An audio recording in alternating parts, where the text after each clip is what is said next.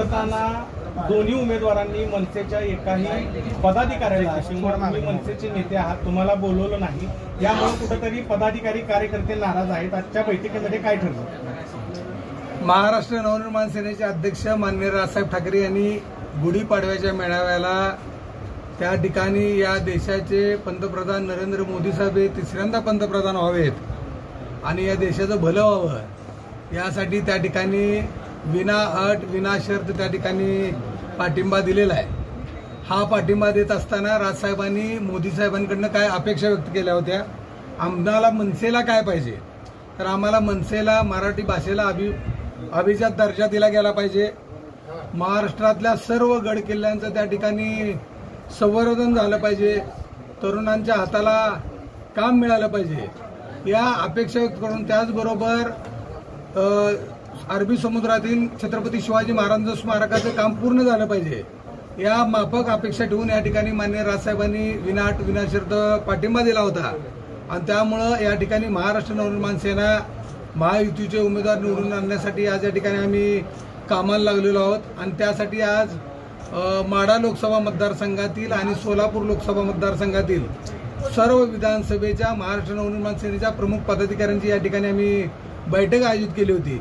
या बैठकीला प्रामुख्याने आमचे तिन्ही जिल्हाध्यक्ष, साताऱ्याचे जिल्हाध्यक्ष धैर्यशील पाटील, सोलापूरचे जिल्हाध्यक्ष विनायक महेंद्रकर, माढ्याचे जिल्हाध्यक्ष प्रशांत गिड्डे हे तिन्ही जिल्हाध्यक्ष आणि आमचे सर्व उपजिल्हाध्यक्ष, तालुकाध्यक्ष, शहराध्यक्ष या प्रमुख लोकांची या ठिकाणी बैठक घेतली. आणि आजपासून महाराष्ट्र नवनिर्माण सेना या ठिकाणी सक्रिय होऊन आम्ही या ठिकाणी प्रचारात सहभागी झालो पाहिजे आहोत.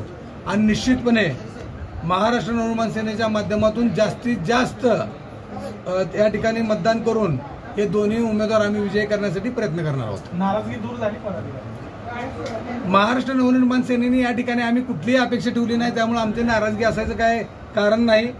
या ठिकाणी माननीय राजसाहेबांचा आदेश हा आम्हाला शिरसावध्य असतो आणि त्या आदेशाचं तंतोतंत पालन करून या ठिकाणी आज मी समन्वयक म्हणून माझ्याकडे सोलापूर लोकसभा मतदारसंघ, माढा लोकसभा मतदारसंघ आणि बारामती लोकसभा मतदारसंघ या 3 लोकसभेचा मी महाराष्ट्र नवनिर्माण सेनेचा समन्वयक आहे.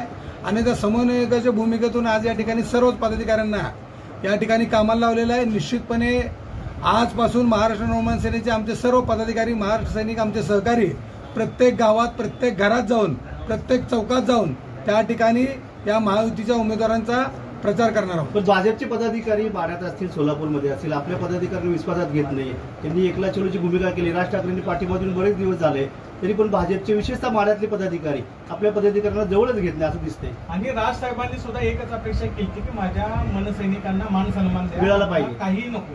तेच कुठंतरी कमी पडते म्हणून पदाधिकारी नाराज आहेत. माढ्यात जास्त नाराजी आहे. निश्चितपणे या ठिकाणी तसा काही विषय असेल तर आता या ठिकाणी महायुतीच्या उमेदवारांचे म्हणजे माढा लोकसभा मतदारसंघाच्या उमेदवाराचे प्रतिनिधी या ठिकाणी उपस्थित आहेत.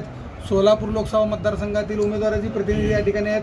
त्या दोन्ही प्रतिनिधींची आणि आमच्या सगळ्या पदाधिकाऱ्यांची या ठिकाणी चर्चा झालेली आहे.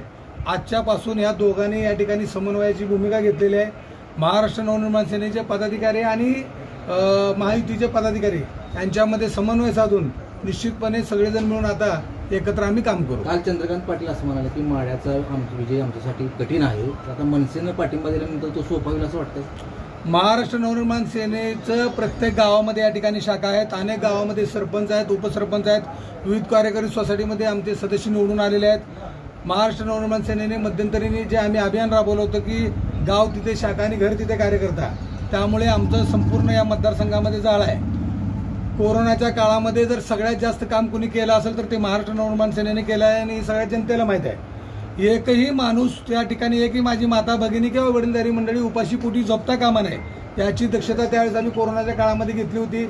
ज्यावेळेस कोरोनाच्या काळामध्ये लोकांना बेड मिळत नव्हते, हॉस्पिटलचा तुटवडा जाणवत होता किंवा वेगवेगळे ज्यावेळेस संकट आले होते त्यावेळेस महाराष्ट्र नवनिर्माण सेनेच्या आमच्या पदाधिकाऱ्यांनी, कार्यकर्त्यांनी स्वतःच्या जीवाची पर्वा न करता त्या ठिकाणी रस्त्यावर उतरून जनतेला मदत केलेली आहे. आणि निश्चितपणे जनता हे आमचं विसरणार नाही.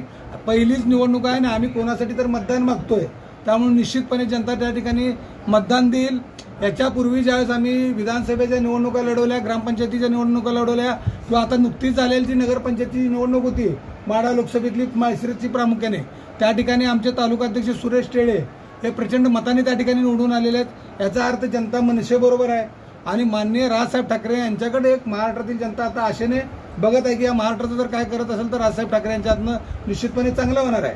आणि राजसाहेबांवरचा हा विश्वास निश्चितपने महायुतीच्या या उमेदवारांना फायदेशीर ठरेल आणि त्या ठिकाणी महाराष्ट्र नवमान सेनेची मदत निश्चितपणे आहे. मनसेच्या कोणत्या प्रमुख नेत्यांची म्हणजे हे होणार आहे सभा होणार आता आज बैठक झालेली आहे. या 1-2 दिवसामध्ये भारतीय जनता पार्टीने जर आमच्याकडे मागणी केली तशा पद्धतीचं जर त्यांनी आम्हाला सांगितलं तर निश्चितपणे या सगळ्या गोष्टीचा विचार करून या ठिकाणी सभा होणार आहेत.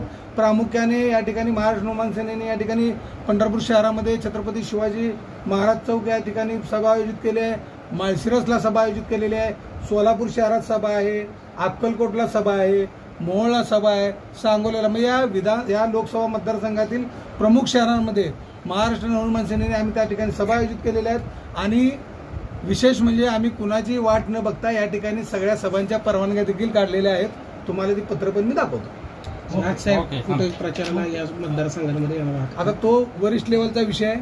त्या ठिकाणी वरिष्ठ लेवलने जो आदेश येईल त्या पद्धतीने आमचं काम चालू आहे. आतापर्यंत तुमची परिचारकांविरोधात भूमिका असायची, आता भाजपला तुम्ही पाठिंबा दिलाय, त्यामुळे कुठं या ठिकाणी महाराष्ट्र नवनिर्माण सेनेचा पाठिंबा नरेंद्र मोदींना आहे. नरेंद्र मोदी हे या देशाचे पंतप्रधान झाले पाहिजेत आणि आमच्या ज्या काय अपेक्षा होत्या प्रामुख्याने छत्रपती शिवाजी महाराजांचं स्मारक अरबी समुद्रामध्ये झालंच पाहिजे.